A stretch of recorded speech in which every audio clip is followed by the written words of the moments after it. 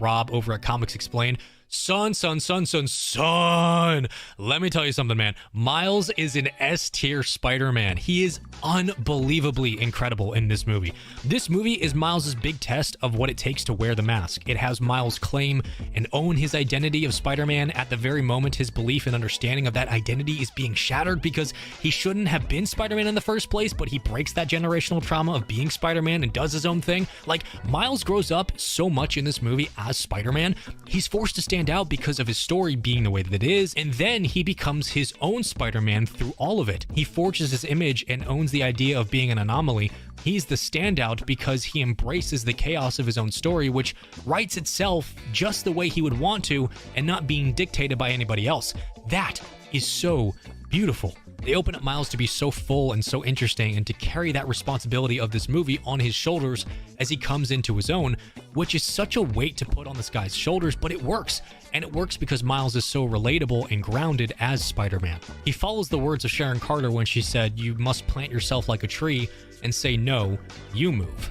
From the interpersonal relationships to the canon events to identity, those are all thrown at him all at the same time, and he has to ultimately decide to be the Spider-Man he wants to be, and not the one who, like everybody else, is told how to be. While everyone is telling him how his story is supposed to go, he evades all of that and carries his origin story through a vortex of emotion and brutality into perspective of ego and ID against the world, and does so with such raw and impactful nuance. He essentially becomes the most pure version of Spider-Man because he does his own thing and steps into the mantle of the mask against the most overwhelming odds. He becomes Spider-Man in the face of other Spider-Men, leaving him to be like the purest and most authentic interpretation of the character other than Peter. That is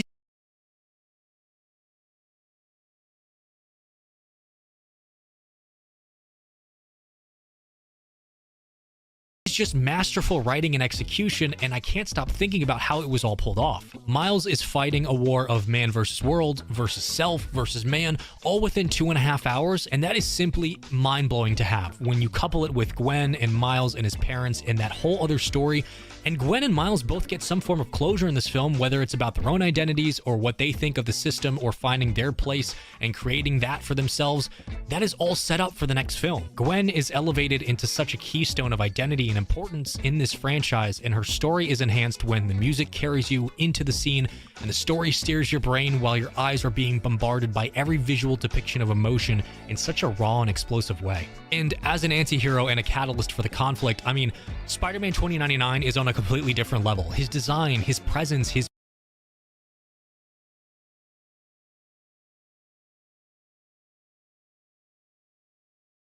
music, his world, his command of attention when he's on screen, it's all jaw-dropping. Miguel feels like an assassin, like the Boba Fett of Spider-Man, the Batman of the multiverse who's keeping it all from collapsing, and he operates in such velocity, such intensity, such brutality in his moves and his fighting that this movie dares you to keep up with it constantly. He's drawn unfinished because he's from the future and he's always slightly a second ahead in time. That is a brilliant attention to detail and brilliant design. His motives create an incredible opportunity to question the idea of canon events and the multiverse and how Spider-Man operates in all of this and what is actually true or not.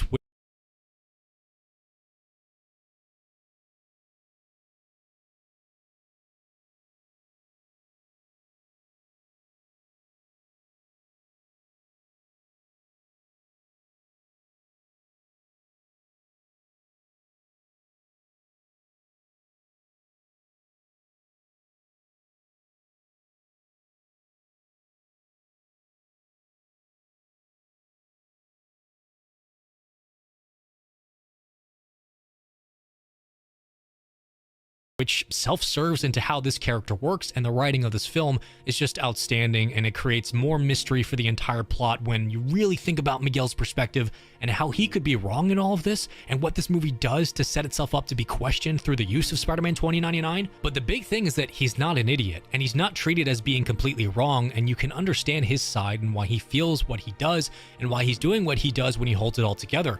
It's just a brilliant use of anti-hero work and the best version of Spider-Man 2099 I think I've ever seen. I love how Across the Spider-Verse complicates the relationships of everyone by maturing them as the film goes on, and it just makes the relationships so much more interesting and voluminous for the whole story. This truly is like the Empire Strikes Back of Spider-Man stories. This movie, man, I found myself crying not because of the sad moments, but because of moments that were so rewarding. It was such a crescendo of scale and imagination and colors and sound that I had never seen it visualized that way. I had never known I needed to see it this way. This film tackled how to love unconditionally and what that means and those mature themes, and how to love Spider-Man unconditionally, from the mantle to the responsibility to the importance of it. This movie challenges us on the emotional level, the physical level, the spiritual, the mental, the existential, all of it. It challenges the idea of ego death and deconstructing identity as a means of acceptance and growth, all of it at once. This movie is the reward for attention to detail. There is so much detail in this movie. I love the little inferences in this film, how it tells a rich story through the details you don't notice immediately. Things like Miles using the Go Home machine, but the machine actually reads the DNA of the spider since it changed Miles' DNA, so it sends him to Universe 42. How Miles uses his Venom powers to disable Miguel. How Gwen has photos of Miles in the color palette of his dimension because they were taken in his dimension, but when she views him in her dimension, it looks off because she's in pastels. How Gwen uses music to help her fight and build her own identity. That's very Guardians reminiscent. God, I just love the care and attention to detail that this movie brings.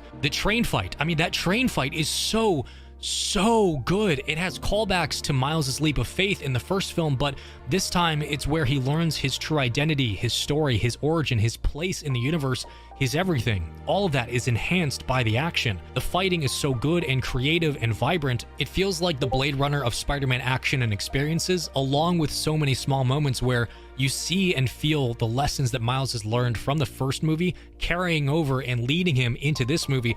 And that is a cyclical experience that is everywhere in this film, merely enhancing into the Spider-Verse. Across the Spider-Verse was probably the riskiest movie to make because it doesn't do it to sell toys. It's not done to just be a story. It's done because Spider-Man can be and is compelling, and his story is one of the best to tell. And it's worth telling. You need to tell this story, and I'm really glad they did. This is one of the greatest movies of all time. Just flat out, let's just say it. As film and as animation, I have never been more captivated on how they did this. It's so intelligent and the direction is so well crafted. I can't believe humans made this. How did this get made? How was it crafted? How can you have a vision, an imagination so complex and so digestible all at the same time? The vision is so bold and daring and explorative and insane. This movie has such vision. It really brings this trilogy close to being one of the greatest trilogies of all time if they can stick the landing with Beyond the Spider-Verse. This movie is an adult movie. It's so mature and honest and heavy. It's a movie for science fiction fans, for Marvel fans, for Spider-Man fans, for superhero fans, for MCU fans, for fans of mystery and thrillers, and fans of brilliant openings with powerful endings, and a journey through the middle that has layers upon layers upon layers upon layers upon layers. This is one of the best superhero stories, let alone character stories, I have ever seen. This is a real superhero story. This movie justified itself and makes a compelling and powerful purpose for this trilogy, which makes it so fun to rewatch and to love and dive into. It changed how the multiverse could work and why it's important and why that works, which is something other studios should be taking notes of comprehensively. The way it lets its characters breathe, it lets them exist and grow into the nuance before sending them into some of the most wonderful and powerful moments of action and mystery and thriller elements, all of that in their respective times that feed into each other, into the story in a rich way. It's so awesome. They give time for scenes to linger with characters on their personal moments where it begins to bring so much weight and humanity to the film, in a film about being the most human part of Spider-Man, the responsibility of helping because you can. There's humor in Across the Spider-Verse, but it's not a lighthearted movie because it focuses on the stakes it sets for itself and challenges itself to hit those repeatedly in new and innovative ways. And the humor is so real. These characters are so palpably real. It's mind-blowing. The action has always been a result of the plot, allowing it to be fresh and explosive. It's a true comic book leaping out of the pages at you and daring you to let go and get sucked in. This is one of the greatest things I have ever seen. Art, film, movie, experience, game, music, I don't care. This is one of the greatest things I have ever seen. It is a masterpiece. It is a cultural masterpiece. Thank you, creators, for bringing this to life and giving us a new Spider-Man experience. Thank you for elevating Spider-Man into a level that so few heroes ever reach. Thank you for making Across the Spider-Verse just a complete enhancement on every single level from its predecessor and elevating this trilogy into a status that is close to being perfection. This is such a Spider-Man story, and only Spider-Man could tell this kind of story in this way, in this style. And we have to be forever grateful for that. This movie is unbelievable. Thank you, Spider-Man. And as always, thanks for watching.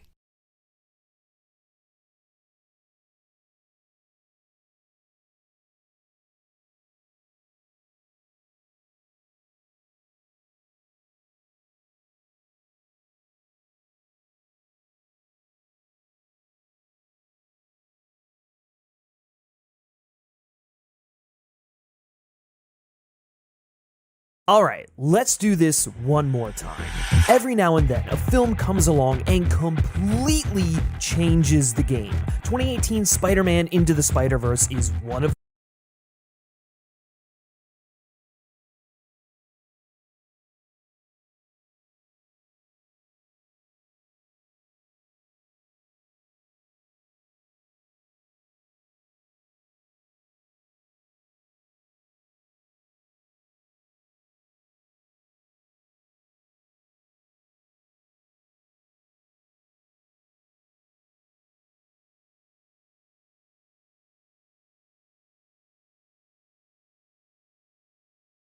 slash agent.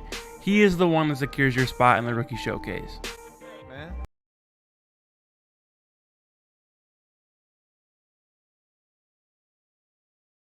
So every year since NBA 2K, valuable time, like, yo, did you hear about that NBA player?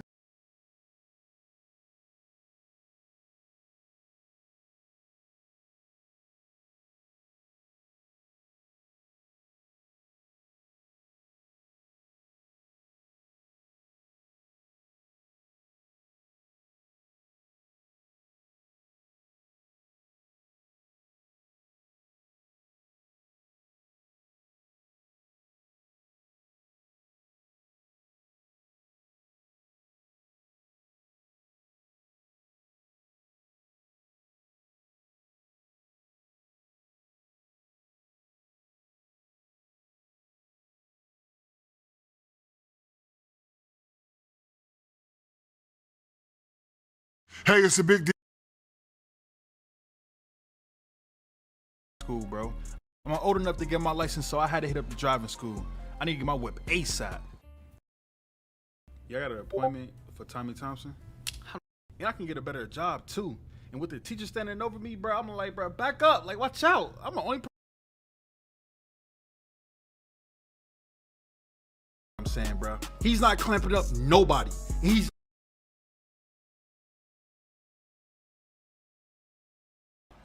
definitely held me back from being great. But when I'm on that court, I make an impact. I change the whole vibe.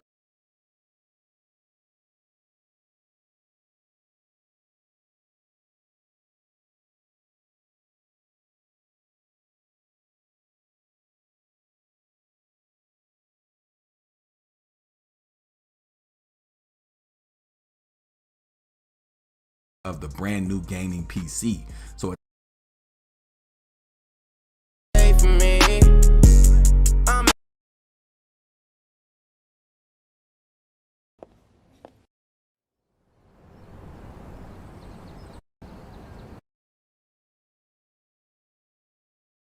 the hand, man, I've been all over the place. Between getting Josiah settled at my parents' house to constant calls from work, man, it's been hectic. Alright, so look, when I got the call that Alicia's water broke, man, it was at the worst possible time. I want to sit down, but he seemed to be understanding of the town, so her profits damn near doubled what she was making before. On the other hand, man, my businesses weren't doing so well.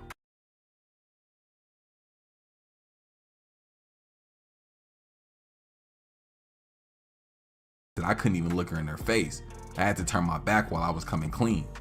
Man, let's just say, she didn't take it too well. You were just gonna leave us behind? Did you even think about me? Did you think about the kids? Did you think about your mom, your dad, like anybody? Like, how selfish can you be?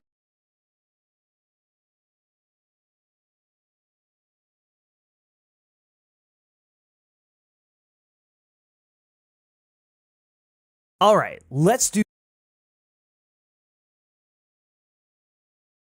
Being a teen sucks. You're starting to feel like an adult and want to assert your independence, but are still being treated like a kid by your parents and teachers. The world is pulling you in every direction before you've even figured out who you want to be. New hormones are making your emotions. Look at you.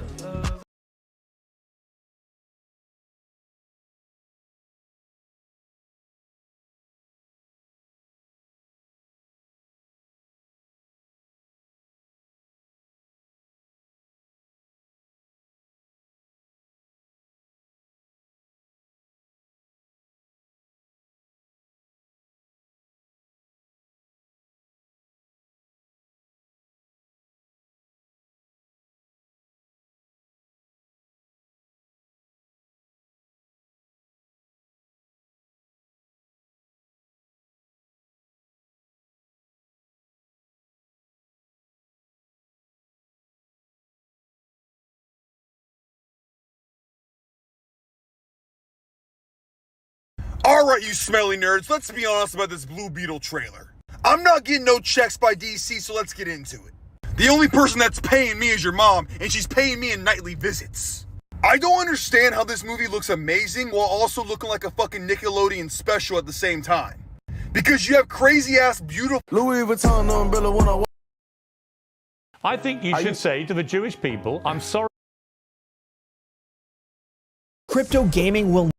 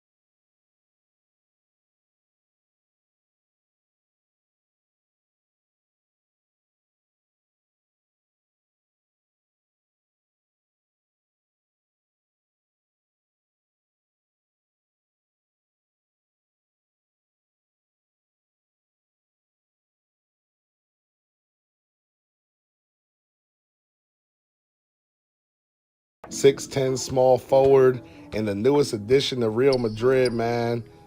I love playing overseas already. First game went for 39.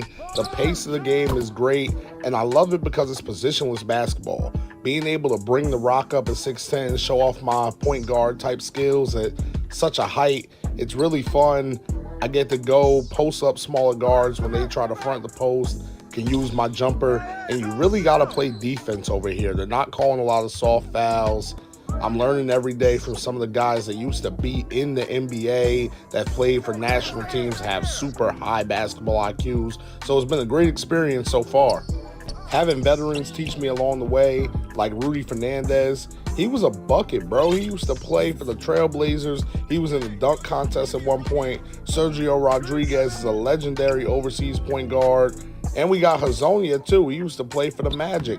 So it's really great to just be out here, really learn how to be a professional and get used to this overseas game. They really say that overseas is harder than the NBA. I can't make that determination yet, but I see why they have a case. It's very physical over here, and every night you're playing killers. Sometimes the refs are against you a little bit, but you really just got to man up, play through it, and I'm really happy I chose overseas as opposed to going to college, man. I didn't want to be in class. Bow, y'all see what's going on, man. EuroLeague My Career, Jaden Dawkins, the demigod, going up against some former NBA guys. Today he's matched up against Marco Bellinelli, NBA champion from the San Antonio Spurs. I remember playing with him in 2K14. Oh, hop step, good drop off. Thank you, Lay. That's tough. Rebound the ball. Dawkins getting to that rack is unstoppable. That boy good. He just gotta assert himself, man. Young boy looking a little lost. Screen coming, screen coming. No way. Oh, wow.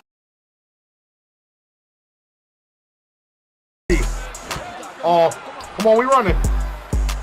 Come on, we running.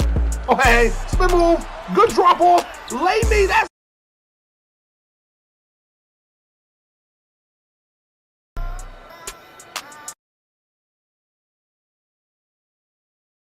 thing.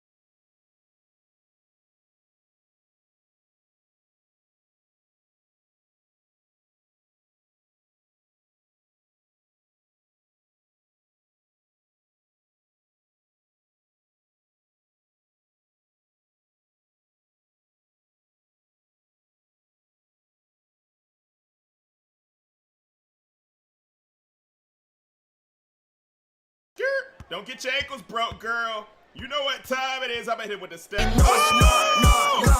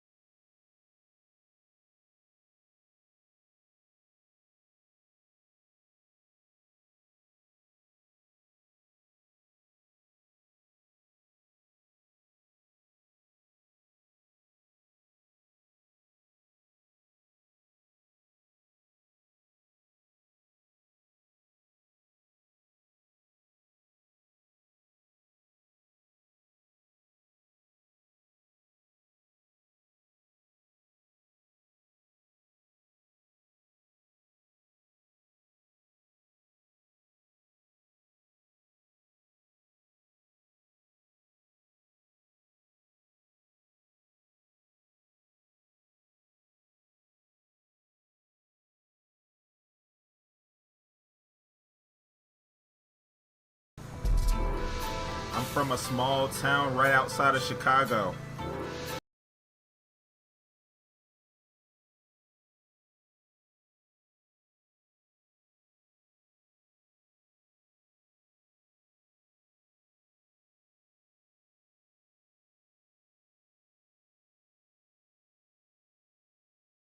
So you knew I grew up a Jordan fan.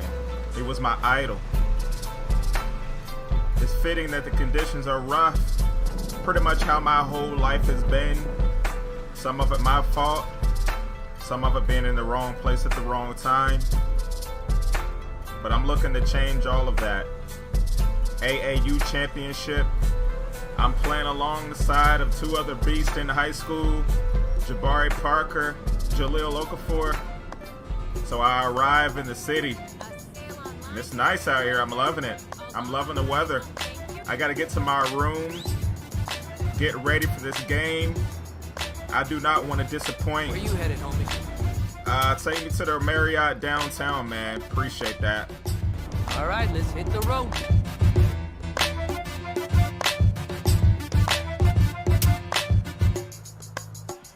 Patrick Horsley from Chicago. It's 2012, and I'm playing for Mac Irvin Fire. We're going up against the Bounce.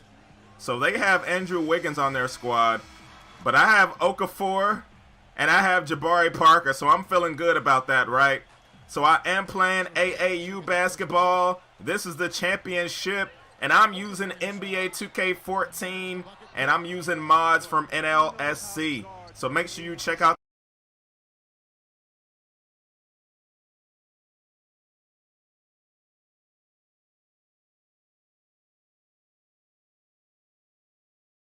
up the alley-oop, and he dunked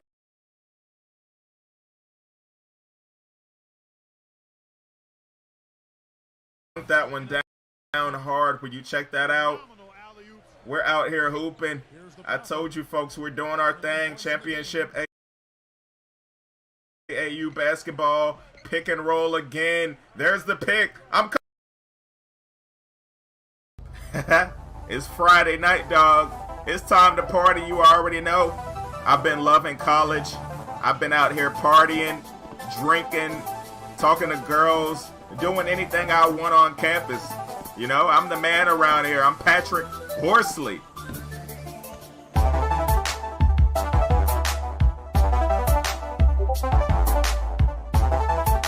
And it's only gonna get better when we win this national championship and I go to the NBA. Pull up to the spot, feeling on high, pre-gamed already, but I'll take another shot. I am so fly, I am rated R. Got a pocket full of money, whole lot of cash. Mommy won't buy. All day for a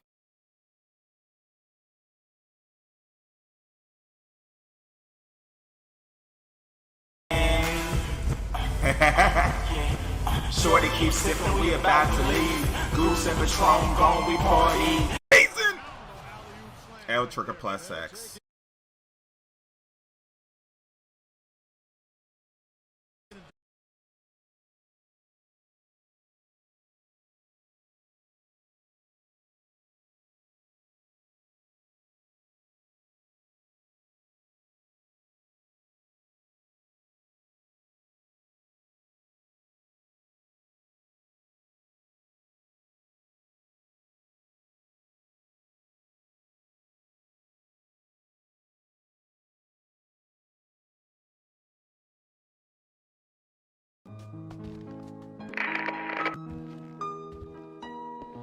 Goodbye.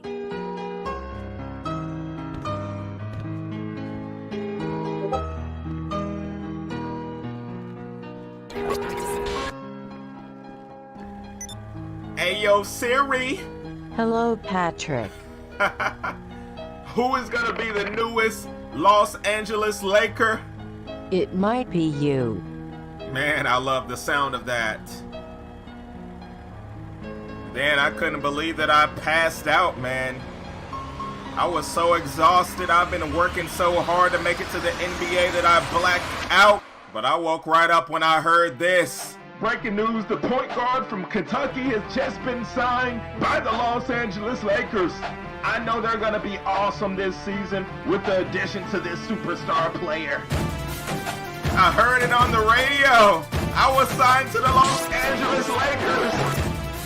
So I figured, man, I need a break from all of this before I go hard in the gym again.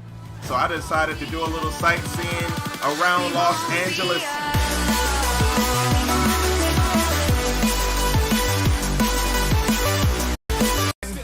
It's over.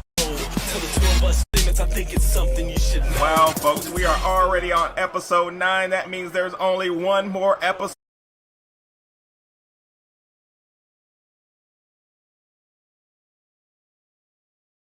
left, and things have been getting crazy. Get Trey Bob out. Check out Horsley debuting for the LA Lakers. This is the first game of the season. Going on with the alley-oop. L trigger plus X.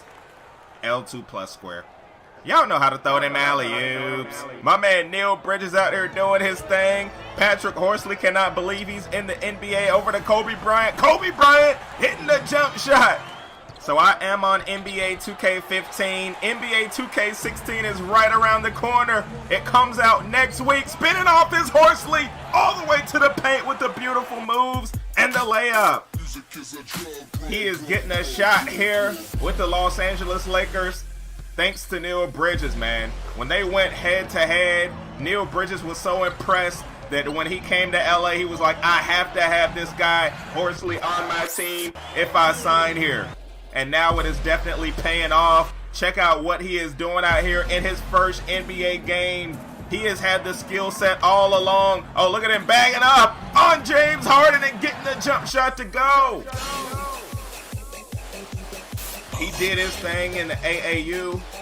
He went to Kentucky and won a national championship. Things went sour, and he had to go overseas and play for a while. But now he is back, and he is living his ultimate dream playing in the NBA. Spin it off! Happy that he decided to come here and play with Horsley. He's happy.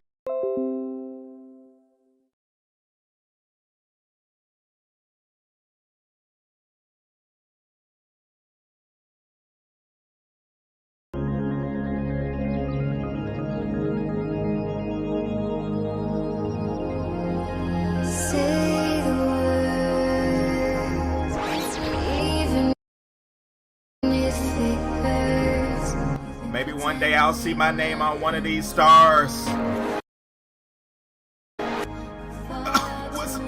What's up with all these flashbacks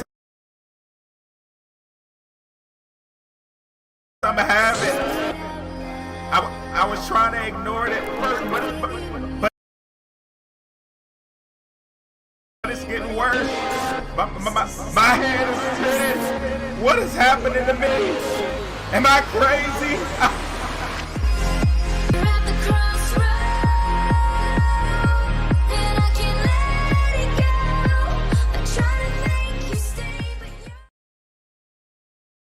Playing for the Lakers was amazing.